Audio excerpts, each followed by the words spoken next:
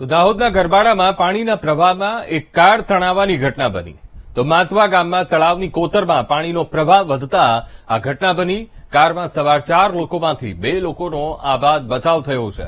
તો મામલતદાર, પોલીસ અને ફાયર વિભાગની ટીમ કામે લાગી હતી. લાપતા વ્યક્તિઓની શોધખોળ માટે કાર્યવાહી શરૂ કરી છે.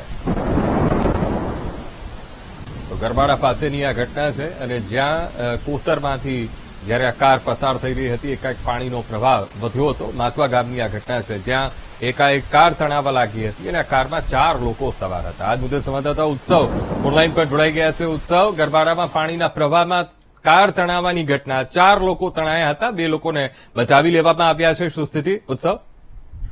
જી અંકુર, જે ગરબાડાનું જે માતવા ખાતે જે પાણીમાં કાર તણાઈ હતી, તે કારની અંદર જે 4 વ્યક્તિ છે સવાર હતા, જે નદી છે તેની અંદર તણાયા હતા. ત્યારબાદ જે વહીવટી તંત્ર અને જે મામલેદાર અને પોલીસ સહિતનો કાફલો ત્યાં દોડી આવ્યો હતો અને તાત્કાલિક 2 વ્યક્તિઓનું જે રેસ્ક્યુ કરી લેવામાં આવ્યું હતું. જે 2 વ્યક્તિઓ હતી તેમની શોધખોળ ચાલુ હતી. ત્યારબાદ જે તંત્રની કડી મહેનત બાદ જે 2 વ્યક્તિ છે તે પણ મળી આવ્યા હતા અને હાલ તો જે આ 4 વ્યક્તિ છે તેમને જે દવાખાને છે તેમને સારવાર માટે મોકલી દીધા છે.